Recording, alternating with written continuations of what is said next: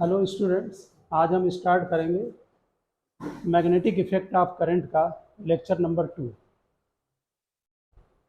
Okay, हमने कल आपको बताया था कि अगर कोई current carrying wire straight wire है तो इसके ड्यू टू इसमें करंट आई फ्लो हो रही है।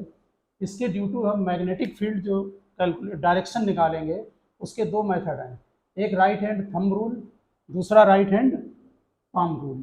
जैसे मान लीजिए आपको इस पॉइंट पर magnetic field calculate direction calculate करना किधर होगा, तो आप क्या करेंगे, थंब को रखेंगे करंट के डायरेक्शन में और फिंगर को आप स्ट्रेच्ड करें जिस पॉइंट पर आपको मैग्नेटिक फील्ड निकालना है।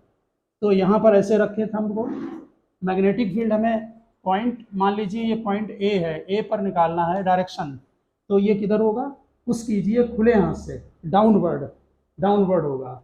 और मान लीजिए हमको इस पॉइंट पर मैग्नेटिक फील्ड का डायरेक्शन निकालना है, तब आप थंब को ऐसे रखिए, ठीक है, और फिंगर को स्ट्रेच्ड कीजिए पॉइंट बी की तरफ, जहाँ पर भी आपको मैग्नेटिक फील्ड का डायरेक्शन निकालना है उस तरफ फिंगर को स्ट्रेच्ड करें, ठीक है।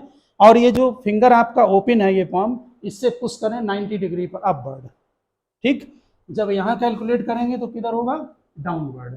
अब हम आपका इसका सेकंड पार्ट सीखेंगे, उसमें सर्कुलर करंट कैरिंग कंडक्टर है। ये करंट कैरिंग कंडक्टर सर्कुलर है, इसमें करंट किधर फ्लो हो रही है, क्लॉकवाइज की anti clock, anti clock current है, ठीक है ना। इसका आपका ये भी राइट हैंड रूल है। यहाँ पर देखें, जैसे हम लोगों ने कल किया था राइट हैंड थंब रूल में, जब ये थंब से करंट को हम शो करते हैं तो फिंगर क्या शो करता है, मैग्नेटिक फील्ड। इसमें अब ये करंट होगी फिंगर और थंब क्या शो करेगा, बोलो, मैग्नेटिक फील्ड का डायरेक्शन। तो यहाँ पर देखें, देखिए हमने करंट के डायरेक्शन में फिंगर को रखा है, थंब शो करेगा मैग्नेटिक फील्ड का डायरेक्शन, तो मैग्नेटिक फील्ड का डायरेक्शन किधर होगा, अपवर्ड, आउटवर्ड। आ रही बात समझ में। ठीक इसी तरह से अगर करंट ये क्लॉकवाइज होगी तब आप कैसे रखेंगे, देखो यहाँ पर ये डाउनवर्ड, करंट के डायरेक्शन ये है क्लॉकवाइज। जरा यहाँ मैग्नेटिक फील्ड किधर होगा, आपने बताया आउटवर्ड। आउटवर्ड का मतलब हम क्या लिखेंगे, डॉट या क्रॉस, डॉट बनाएंगे। तो ये डॉट लगाया, ये मैग्नेटिक फील्ड का डायरेक्शन होगा। समझ में आ रही बात। यहाँ पर डायरेक्शन मैग्नेटिक फील्ड का क्या होगा, इनवर्ड। यहाँ पर चेक करें, ये देखो क्रॉस से। अब दूसरी बात ध्यान रखें कि मैग्नेटिक फील्ड हमेशा नॉर्थ से निकलती है और साउथ पर जाएगी। मैग्नेट के अंदर होती है साउथ टू नॉर्थ, वो हम लोग परमानेंट मैग्नेट में करेंगे, ठीक है ना। लेकिन यहाँ पर ध्यान दें, जैसे मान लीजिए आप इसको देखें, फिंगर को मेरे, हमने इसको सर्किल बना लिया है। मान लीजिए करंट जो है आपकी ये फ्लो हो रही, अब ऊपर से देखने में ये करंट किधर है, anti clock, anti clock. Anti clock का मतलब होगा कि ये नॉर्थ बनेगा, ये साउथ बनेगा, ठीक है। कैसे, जरा देखें, मैग्नेटिक फील्ड किधर होगा, पहले ये देखो, करंट जा रही है एंटी क्लॉक, रखो राइट हैंड को, फिंगर के डायरेक्शन में करंट है, किधर होगा magnetic field, upward. Magnetic field किससे निकलता है, नॉर्थ से, तो ये नॉर्थ होगा, नीचे वाला पोर्शन साउथ होगा। मैग्नेटिक फील्ड लाइन ऐसे निकल कर आएंगी घूमकर साउथ पर, और ये मैग्नेट की तरह काम करता है, अंदर होंगी साउथ टू नॉर्थ। आ रही बात समझ में। ठीक इसी तरह से अगर इसमें करंट क्लॉकवाइज होगी, ठीक, तब डायरेक्शन ये हो जाएगा, है ना। ये देखो फिंगर, फिंगर है करंट के डायरेक्शन में, मैग्नेटिक फील्ड किधर, डाउनवर्ड। डाउनवर्ड का मतलब ये वाला जो लोअर पोर्शन है ये नॉर्थ होगा और ऊपर वाला पोर्शन साउथ होगा। नॉर्थ से लाइनें निकलेंगी साउथ पर और फिर अंदर साउथ टू नॉर्थ होंगी। इसी को आप अगर बुक्स में देखेंगे तो ये लोग क्या करते हैं कि ये करंट कैरिंग कंडक्टर में इसमें ऐसे करके ये बना देते हैं। ये एरो क्या शो कर रहा है, इसका एरो करंट, और ये नॉर्थ बन रहा है। आ रही बात समझ में। यहाँ पर क्या बना लेंगे, यहाँ पर करंट ये है यस साउथ, ये एरो लगा दो। आप समझ गए होंगे बात को कि करंट हो गई क्लॉकवाइज तो ये साउथ बनेगा। ध्यान रहे ये बात कि कहीं पर भी, जैसे ये सर्कुलर वायर है, अगर एक तरफ नॉर्थ बनेगा तो दूसरी तरफ साउथ बनेगा, समझ गए ना। तो एंटी क्लॉक को ये लर्न कर लें आप कि अगर एंटी क्लॉकवाइज है तो जो नेक्स्ट टॉपिक है उसमें आपका ये ऑरेस्टेड एक्सपेरिमेंट है, ठीक है ना। तो ऑरेस्टेड एक्सपेरिमेंट आपको हम समझा दे रहे हैं। वो नोट नहीं किया नॉर्थ साउथ, ये वाला बनाओ। ये करंट एंटी क्लॉकवाइज तो नॉर्थ, और अगर करंट क्लॉकवाइज होगी तो साउथ। ये करंट नॉर्थ और साउथ का एरो भी करंट शो कर रहा है, ठीक है ना। नॉर्थ और साउथ का जो एरो है वो भी आपका करंट शो कर रहा है, ठीक। ये हमने आपको बता दिया कि एक साइड नॉर्थ बनेगा तो दूसरे साइड साउथ बनेगा, ठीक है ना। देखते रहो जरा इसकी थ्योरी देखते रहो, ये लिख रहा है ये बना लिया, ठीक। अब जरा समझें यहाँ पर, यहाँ आपकी सभी बुक्स में एक ऑरेस्टेड एक्सपेरिमेंट दिया होता है, ठीक है ना। वो एक्सपेरिमेंट ध्यान दें, वो इसके लिए है कि किसी करंट कैरिंग कंडक्टर में मैग्नेटिक फील्ड प्रोड्यूस होता है। वो बायो-सेवर्ट लॉ के पहले का है, ठीक है ना। उसे आप थोड़ा सा समझने की कोशिश करें। जैसे यहाँ हम हैं स्पेस में, यहाँ पर देखिए इस तरफ आपका नॉर्थ है, इधर आपका साउथ है, इधर ईस्ट है और इधर वेस्ट है। जरा यहाँ देख के बताएं मेरे पेन की तरफ, करंट जा रही है साउथ टू नॉर्थ, ओके। ये जा रही करंट किधर होगा, यहाँ पर मैग्नेटिक फील्ड किधर होगा, इसके लिए क्या करेंगे, राइट हैंड थंब रूल। देखिए थंब के डायरेक्शन में करंट, फिंगर क्या शो करेगा, मैग्नेटिक फील्ड। हमने क्या बताया था कि सर्कुलर मैग्नेटिक फील्ड में अगर किसी पॉइंट पर आपको डायरेक्शन निकालना है तो उसमें टेंजेंट ड्रा करें।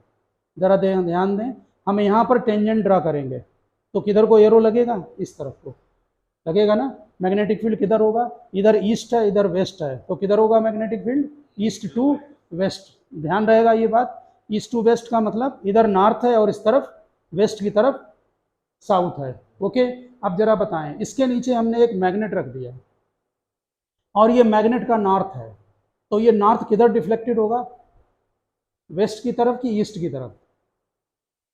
ये नॉर्थ है, साउथ की तरफ होगा ना, नॉर्थ, ये नॉर्थ है ये वाला पॉइंट, तो नॉर्थ किधर डिफ्लेक्ट होगा, साउथ की तरफ। साउथ किधर था, वेस्ट की तरफ, तो नॉर्थ वाला पॉइंट किधर चला जाएगा, वेस्ट की तरफ। समझ गए। इन्होंने एक्सपेरिमेंट करके ये बताया और स्टेट ने कि current carrying conductor produces magnetic field. बात समझ गए।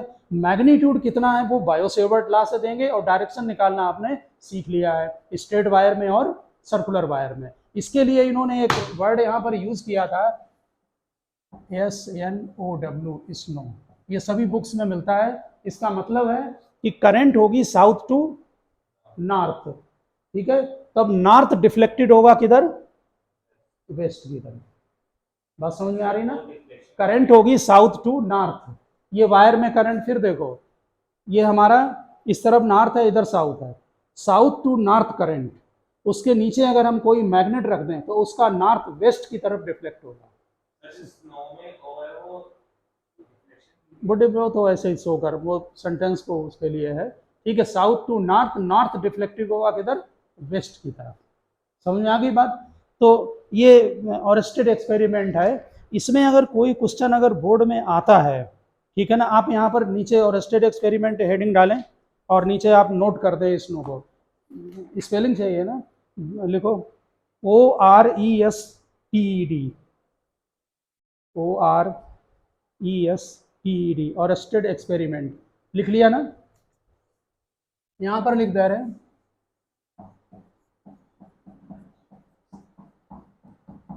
ऑरेस्टेड एक्सपेरिमेंट, ओके, ठीक। उसमें आप नीचे यहाँ पर स्नो डालें, लिखें SNOW, और हम बोल रहे हैं आप नोट करें। देखिए current flows from south to north, current flows from south to north in a wire over the magnetic needle, over the magnetic needle,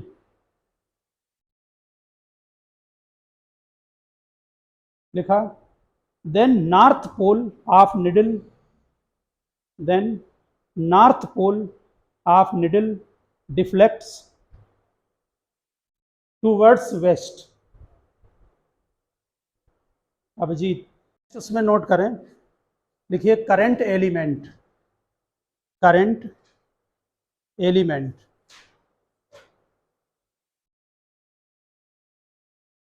heading डालें करंट एलिमेंट, लिखिए the product of current, the product of current and elementary length of the conductor, the product of current and elementary length of the conductor is called current element. ये current carrying conductor है, इसमें current I जा रही है, यहाँ small length dl ले ली, आई और dl को मल्टीप्लाई करें, इसे करंट एलिमेंट बोलते हैं।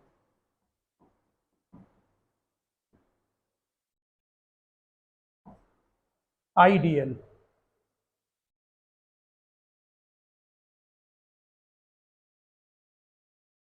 नोट किया? उसके नीचे लिखें आप current element is a vector quantity, current element is a vector quantity,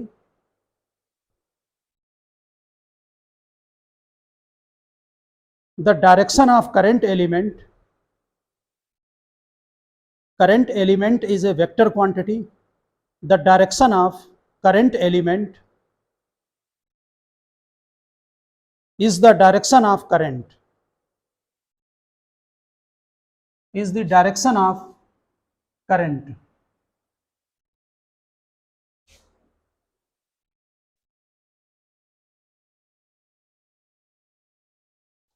current scalar होती है कि वेक्टर? करंट स्केलर क्वांटिटी है, ठीक है ना, आपको बताया था कल भी हमने। लेकिन करंट एलिमेंट वेक्टर क्वांटिटी लेते हैं, इसकी इसलिए लिया है, इस चैप्टर में आई डी एल के मल्टीप्लिकेशन की जरूरत पड़ती है, ठीक है ना। आगे बायो सेवर्ट लॉ में जैसे चार्ज होता ना कूलम्स लॉ में, वही रोल यहाँ पर है आई डी एल का, ठीक है ना। तो एक नई फिजिकल क्वांटिटी बनाई है करंट एलिमेंट, ठीक। इसका ये मैग्नीट्यूड है, अगर वेक्टर लगाएंगे तो करंट के ऊपर नहीं, किस पर लगाएंगे? डीएल के ऊपर, ठीक है ना। लेकिन डायरेक्शन किधर होगा इसका? करंट का डायरेक्शन होगा, क्यों? करंट में डायरेक्शन होता है। जैसे मान लो ये करंट कैरिंग कंडक्टर है, इसमें करंट का डायरेक्शन ये है, तो इस पॉइंट पर करंट एलिमेंट का डायरेक्शन ये होगा, ठीक है ना। इस पॉइंट पर करंट एलिमेंट का डायरेक्शन ये होगा। ये आईडीएल क्या करेंगे? करंट लेंगे और इसकी स्मॉल लेंथ को मल्टीप्लाई करेंगे, करंट एलिमेंट बन जाएगा। हाँ, टेंजेंट ही लेंगे। कर्व में जब भी आपको डायरेक्शन लेना हो तो टेंजेंट लिया जाता है, समझ गए ना। स्ट्रेट लाइन में सीधा डायरेक्शन होता है। कर्व कोई भी फिजिकल क्वांटिटी हो, अगर वो कर्व में है और वहां पर डायरेक्शन करना है तो उस पॉइंट पर निकालना है तो टेंजेंट ड्रा करें, समझ गए ना। करंट की डायरेक्शन इस पॉइंट पर ये होगी, इस पॉइंट पर करंट की डायरेक्शन ये होगी। बात समझ में आ गई ना। यही डायरेक्शन करंट एलिमेंट की भी बनेगी, यानी कि करंट एलिमेंट करंट के डायरेक्शन में होगा, ठीक है ना। नीचे डायरेक्शन डायग्राम बनाएं, फिर लिखें नीचे।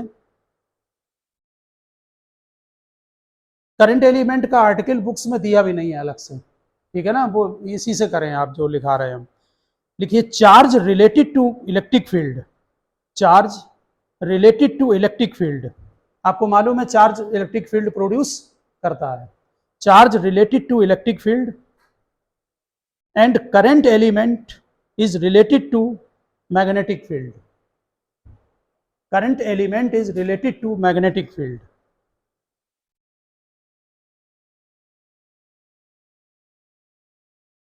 लिखा?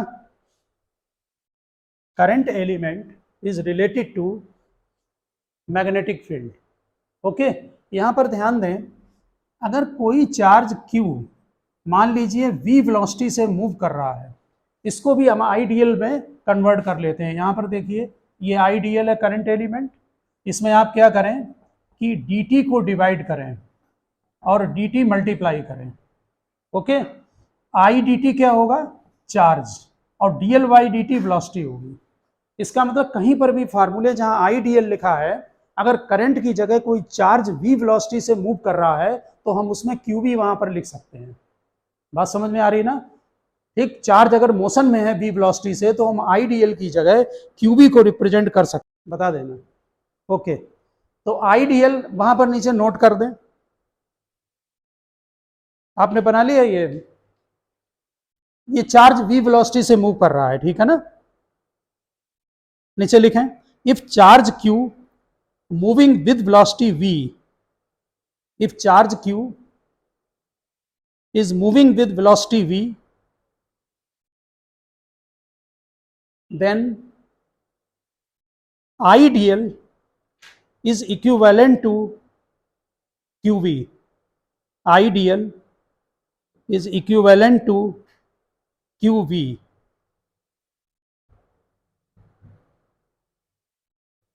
लिखा, नीचे हेडिंग डालें आप Biot-Savart law, spelling BIOT,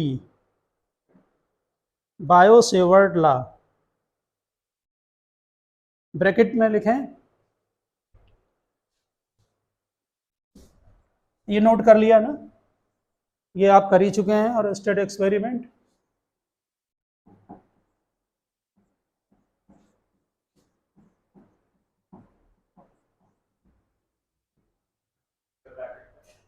bracket में डालें एक्सपेरिमेंटल लॉ, ये एक्सपेरिमेंटल है, कूलम्स लॉ एक्सपेरिमेंटल है ना, ये भी एक्सपेरिमेंटल लॉ है, ठीक है ना।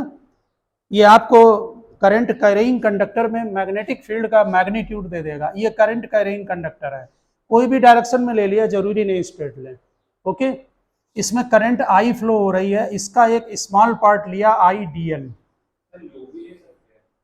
नहीं इसका ऐसा है ना कि जैसे तुमने कूलम्स लॉ पढ़ा, वो किसके लिए था, ड्यू टू पॉइंट चार्ज, तो वैसे ये तो फार्मूला बना है। अब हम लूप में, स्ट्रेट वायर में और अदर में इसका इम्प्लीमेंटेशन करेंगे।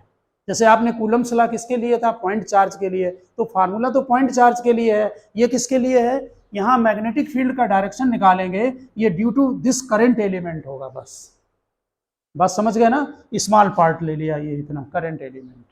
इससे r डिस्टेंस पर इस पॉइंट पर मैग्नेटिक फील्ड का मैग्नीट्यूड और ये एंगल थीटा है, थीटा एंगल बिटवीन, बोलो क्या है, theta is the angle between ideal and r। बात समझ में आ गई ना। हाँ, करंट एलिमेंट, करंट नहीं, करंट एलिमेंट और डिस्टेंस जिस पॉइंट पर आपको मैग्नेटिक फील्ड कैलकुलेट करना है, समझ गए होंगे ना बात। तो ये क्या देता है Biot-Savart law, magnitude magnetic field का, ठीक है ना। तो यहां जो मैग्नेटिक फील्ड प्रोड्यूस होगा dB, वो प्रोपोर्शनल टू है IDL साइन थीटा अपान r स्क्वायर। इसका मतलब बताओ जरा, किस किस के प्रोपोर्शनल है मैग्नेटिक फील्ड, आइडियल यानी करंट एलिमेंट, थीटा ये, ठीक है ना, साइन थीटा के प्रोपोर्शनल, और 1 अपान r स्क्वायर से, यानी इनवर्स स्क्वायर लॉ है। Ideal current element, DL length है, I करंट है, मिलाकर इसको बोलेंगे करंट एलिमेंट, समझ गए ना बात। जब इक्वल करेंगे तो क्या होगा, बोलो, कांस्टेंट आएगा, आपको मालूम है वहां कांस्टेंट क्या था कूलम्स लॉ में। हाँ, यहाँ जो कांस्टेंट है वो एप्सिलॉन की जगह म्यू नॉट अपान 4 पाई, वहां एप्सिलॉन नॉट को क्या बोलते थे, परमिटिविटी ऑफ फ्री स्पेस, यहां बोलेंगे permeability of free space, permeability, ठीक, वहां परमिटिविटी, समझ गए होंगे ना बात। तो अगर हम इसको फार्मूला में पुटअप कर देंगे तो हमारा जो dB का फार्मूला बनेगा, ये मैग्नीट्यूड है म्यू नॉट अपान 4 पाई IDL साइन थीटा अपान r स्क्वायर, ये फार्मूला है बायो-सेवर्ट लॉ का, ठीक है ना। म्यू नॉट अपान 4 पाई IDL साइन थीटा अपान r स्क्वायर, म्यू नॉट लिख दीजिए, mu naught is called permeability of free space, mu naught, हाँ okay लिखो, आराम से लिखें, mu not is called permeability of free space.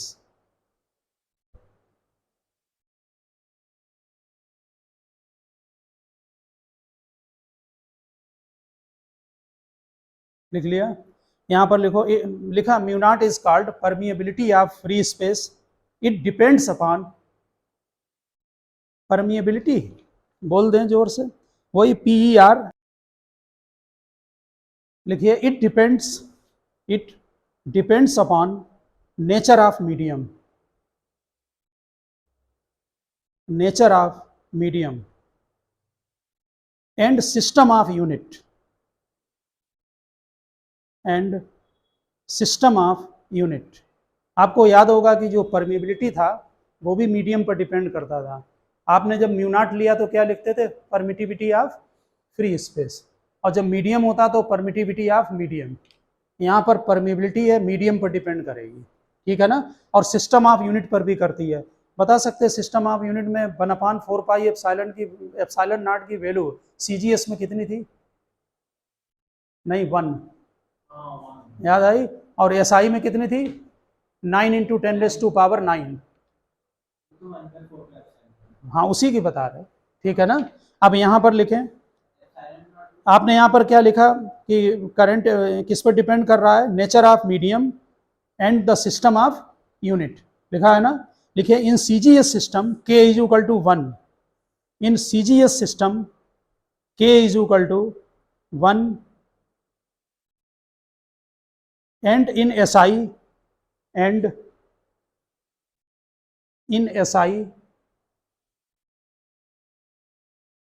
Mu naught upon 4 pi = 10⁻⁻⁷।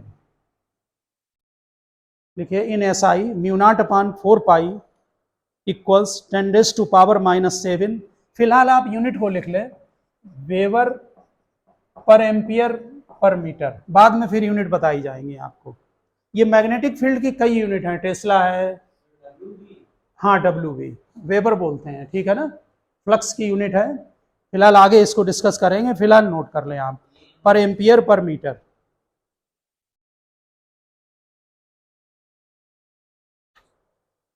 Natural है, ये जो फार्मूला आपने लिखा है बायो-सेवर्ट लॉ का, ये केवल स्मॉल एलिमेंट के लिए है। अब आप सर्कुलर के लिए, स्ट्रेट के लिए कहीं पर भी लगाएंगे तो उसमें आपको जो है वो इंटीग्रेशन करना पड़ेगा और उससे फिर इनको निकाला जाएगा, समझ गए ना। यहाँ पर फर्स्ट पॉइंट नीचे लिखा है इन वेक्टर फॉर्म। देखो, आप लोगों को हमने डायरेक्शन निकालना सिखाया है, आप मैग्नीट्यूड निकालेंगे इससे, ठीक है ना, और डायरेक्शन निकालेंगे राइट हैंड पाम रूल और थंब रूल से, समझ गए ना बात। तो वेक्टर फॉर्म में आप नेचुरल है कि DB पर वेक्टर लगाएंगे, ठीक है ना। यहाँ ने हम लोगों ने जो डायग्राम बनाया था वहां पर चेक करें, ये आइडियल वेक्टर था और एक ये वेक्टर R था, ठीक है ना, समझ गए होंगे ना। तो यहाँ पर कांस्टेंट म्यू नॉट अपॉन 4 पाई, वेक्टर किस में लगेगा, I में कि DL में? बोलो, DL में। IDL क्रॉस, अगर आप यहाँ पर ध्यान दें, ऊपर R तो है नहीं, तो अगर यूनिट वेक्टर लगाएंगे तब तो R² रहेगा, और अगर वेक्टर आपने कंप्लीट लगा दिया टोटल तो फिर R³ बन जाएगा, समझ गए ना। क्योंकि unit vector vector upon magnitude होता है, ये मैग्नीट्यूड है। यहाँ क्रॉस क्यों लगाया, डॉट क्यों नहीं लगाया? साइन थीटा है, बिल्कुल ठीक है। हाँ, यहाँ पर जो है वो साइन थीटा है। ये बात आप समझ गए ना। हम यूनिट वेक्टर भी लगा सकते हैं और ये वेक्टर भी लगा सकते हैं। अगर इसको लगाएंगे तो कभी बुक्स में देखेंगे तो उसमें कंफ्यूज नहीं हो, वहाँ R³ भी लिख देते हैं ये लोग। देखो म्यू नॉट अपॉन 4 पाई IDL क्रॉस, अगर R वेक्टर है तो ये R³ बन जाएगा, आप समझ गए ना। नीचे नोट कर देना कि R³ हो जाएगा, ये वेक्टर फॉर्म में है। R वेक्टर किधर है? ये करंट एलिमेंट से जिस पॉइंट पर फील्ड निकालना है वो डायरेक्शन R वेक्टर का है, समझ गए ना। एक बात हम और पूछेंगे आपसे, देखो जहां क्रॉस प्रोडक्ट है, अगर आपको ये वेक्टर फॉर्म में दे दिया जाए, ध्यान दें मेरी बात पर, अगर IDL और ये R वेक्टर में दे दिया जाए तो फिर आप DB का डायरेक्शन विद वेक्टर निकल आएगा। लेकिन हम जितने भी आपके चैप्टर में कैलकुलेशन होंगे उसमें केवल मैग्नीट्यूड निकालेंगे।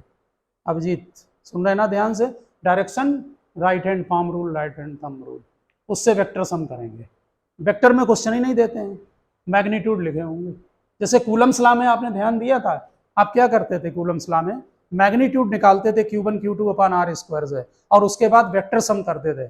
वैसे ही यहाँ पर है, वहां का वेक्टर फॉर्म पढ़ा था ना कूलम्स लॉ का, उसका यूज नहीं किया। प्रदीप में केवल एक क्वेश्चन दिया हुआ था, दिया था ना, वो नहीं यूज करते हैं।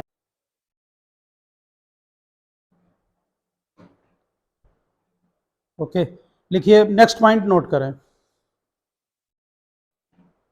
Total magnetic field created by finite size of wire, total magnetic field created by finite size of wire.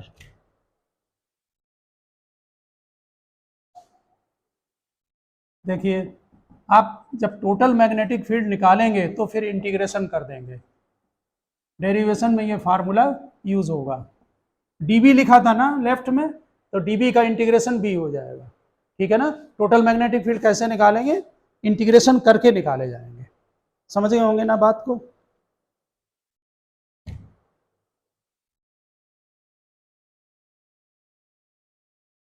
Note कर लिया ना। नेक्स्ट पॉइंट लिखें, थर्ड पॉइंट लिखिए, prove that mu naught epsilon naught, prove that, next point में लिखें mu naught epsilon naught is equal to 1/c square. C क्या होगा, बोलो सी क्या होगा अभिजीत, सी क्या है, लाइट वेलोसिटी, सिंबल है लाइट वेलोसिटी का, जनरल में ध्यान रखें, ठीक है ना। सी लाइट वेलोसिटी, जरा मुझे फटाफट बताएं 1/4 पाई एप्सिलॉन नॉट, इसकी वैल्यू कितनी होती है, यूनिट ध्यान है क्या थी, जल्दी बोलो, newton metre square per coulomb square, newton metre square per coulomb square. ये सी कूलाम है, यहाँ पर सी क्या है, ये लाइट वेलोसिटी, और म्यू नॉट अपॉन 4 पाई क्या है, जल्दी बोलो, 10⁻⁻⁷। ठीक है, इसकी हम दूसरे यहां पर यूनिट लिख रहे हैं, दूसरी न्यूटन पर एम्पियर स्क्वायर, न्यूटन पर एम्पियर स्क्वायर। ठीक है, हमें क्या कैलकुलेट करना है, जल्दी बोलो, mu naught into epsilon not. Okay, तो क्या करें, इसको डिवाइड कर लें, ये म्यू नॉट है, इसमें हम इसको इक्वेशन नंबर 1 इसको डाल दो, अब जी देखे रहना, इक्वेशन नंबर 2 इसको, ठीक, इक्वेशन नंबर 2 में इक्वेशन नंबर 1 को डिवाइड कर, ये बोर्ड में पूछ सकते हैं, ध्यान रखना, ठीक है ना। तो डिवाइड करें जरा, क्या आएगा, म्यू नॉट अपॉन 4 पाई, इसको डिवाइड करेंगे, ये ऊपर पहुंच जाएगा 4 पाई एप्सिलॉन नॉट, यहाँ 10⁻⁻7, ये 9 इंटू 10⁻⁹, जरा यूनिट भी साथ साथ चलाना है। म्यू नॉट अपॉन 4 पाई की यूनिट क्या थी, न्यूटन पर एम्पियर स्क्वायर, इसको डिवाइड करेंगे तो न्यूटन मीटर स्क्वायर और अपॉन कूलाम स्क्वायर ऊपर आएगा। ठीक है, चेक करे रहे हैं एक एक लाइन, जरा पहले इसकी वैल्यू बताएं क्या बनेगी। ये देखिए 4 पाई कैंसिल हुआ, ठीक, म्यू नॉट एप्सिलॉन नॉट आ गया लेफ्ट साइड में, आ गया ना, ठीक। यहां पर चेक करें, ये आप डिनोमिनेटर में लिए जाएं तो कितना होगा, 9 इंटू 10⁻⁷ प्लस 9 16। ओके, यहां लिख ले रहे हैं, ये हमने डिवाइड तो कर ही लिया है और यूनिट भी लिख दी है।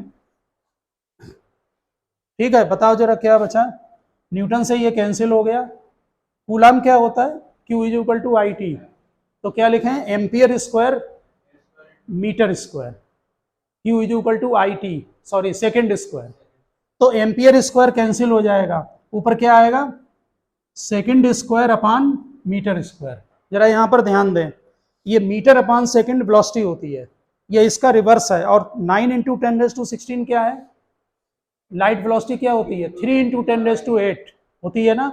लेफ्ट में क्या बचा, बोलो, म्यू नॉट एप्सिलॉन नॉट, और ये लाइट वेलोसिटी आ गया 1/c², सी की वैल्यू 3 इंटू 10⁸ मीटर पर सेकेंड। तो इसमें ध्यान रखना, मैग्नीट्यूड तो है ही, साथ साथ हमने यूनिट से भी आपको दिखाया है कि जो यूनिट आ रही है, डायमेंशन बन रही है, वो मीटर पर सेकेंड। अब जरा मुझे ये बता दो, म्यू नॉट और एप्सिलॉन नॉट की डायमेंशन क्या होगी, लाइट, ये वेलोसिटी की डायमेंशन, ये नहीं कि आप कूलम्स लॉ लगाएं और फिर यहाँ लिखें फार्मूला बायो सेवर्ट लॉ और तब लगाएं, सीधे mu naught epsilon not 1/c², समझ गए ना बात ये। तो इसकी LT-1 होती है, स्क्वायर करें, आपका कैलकुलेट हो जाएगा कि कितना आ रहा है, ठीक है ना। तो ये छोटा सा डेरिवेशन हो गया, mu naught epsilon naught is equal to 1/c²। ये जो एलिमेंट आपने रखा था करंट, हाँ, अब नेक्स्ट पॉइंट नोट करें, लिखें if current carrying conductor is placed in a medium, if a current carrying conductor is placed in a medium, then magnetic field, note करें फार्मूला, यहां पर म्यू नॉट नहीं लिखेंगे, म्यू लिखेंगे। म्यू क्या होगा बोलो, परमिएबिलिटी ऑफ मीडियम, ठीक है, जैसे वहां था एप्सिलॉन नॉट और एप्सिलॉन, बिल्कुल वैसे ही, वो के नहीं, के यहां नहीं आता वर्ड, ठीक है ना। यहां पर लिखें mu is known as permeability of the medium, mu is known as permeability of the medium। Vacuum में अगर फार्मूला होगा तो क्या आएगा, म्यू नॉट, मीडियम में फार्मूला आएगा तो क्या होगा बोलो, म्यू हो जाएगा, ठीक है ना। यहां पर ध्यान दें, अगर हम वैक्यूम में देखेंगे तो हम बी नॉट लिख दे रहे हैं, तो ये हो गया mu naught upon 4 pi I D L sine theta upon R square. हाँ, इन दोनों को डिवाइड कर दो, ठीक है, बी अपान बी नॉट, क्या बनेगा बताना जरा, बी अपान बी नॉट, ये सारा कैंसिल हो जाएगा, म्यू अपान म्यू नॉट। म्यू क्या है जरा बताना, permeability of the medium, mu naught क्या है, परमेबिलिटी ऑफ द वैक्यूम। इसको जब डिवाइड करेंगे तो ये रिलेटिव परमिएबिलिटी हो गई म्यू आर। यहाँ इसकी जगह के वर्ड नहीं है, वहां था एप्सिलॉन नॉट में, ठीक है ना, एप्सिलॉन और एप्सिलॉन नॉट में, तो मीडियम में बी इज इक्वल टू हो जाएगा म्यू आर बी नॉट। तुम्हें ध्यान होगा ये कूलम्स लॉ में भी था, force F is equal to K times हो जाता था ना, एफ अपान के एफ नॉट वाई के था, वैसे ही यहाँ पर आए, तो B is equal to B naught और म्यू आर। अगर वैक्यूम में आपको मैग्नेटिक फील्ड दे दिया जाए तो म्यू आर आप मल्टीप्लाई कर लें, कैलकुलेशन हो जाएगा। म्यू आर क्या होगा आपने आप बताओ, रिलेटिव परमिएबिलिटी, समझ गए ना बात, म्यू नॉट और म्यू। नेक्स्ट पॉइंट नोट करें,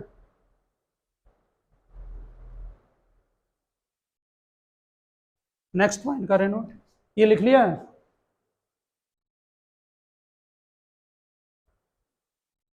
लिख लिया ना। लिखिए Biot-Savart law in terms of current density, Biot-Savart law in terms of current density. Current density क्या था,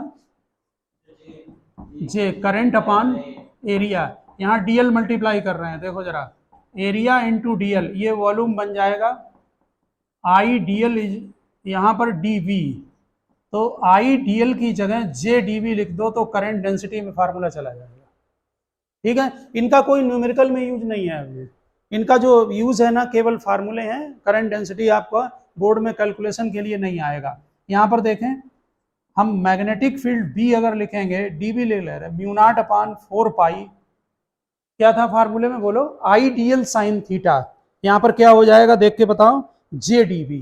वेक्टर किस पर लगेगा, जे क्रॉस आर, क्योंकि जे वेक्टर क्वांटिटी है, जे क्रॉस आर, और डी बी अलग कर रहे हैं, नीचे आर स्क्वायर होगा कि आर क्यूब, अभिजीत क्यों, यहाँ हमने वेक्टर लगा दिया, यूनिट वेक्टर तो है नहीं, तो आर क्यूब होगा, ये वेक्टर फॉर्म में लिख दिया। ये किस फॉर्म में चला गया, करंट डेंसिटी के टर्म्स में, ठीक है ना, वेक्टर फॉर्म करंट डेंसिटी के टर्म्स में।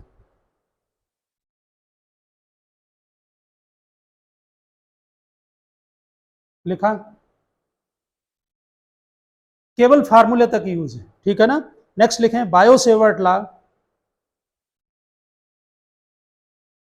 इन टर्म्स ऑफ चार्ज, ये हमने आपको अभी बताया था, Biot-Savart law in terms of charge moving with velocity v, moving with velocity v।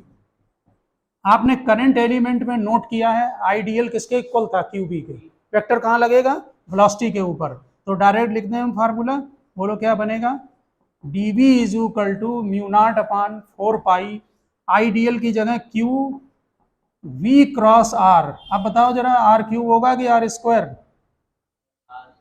Are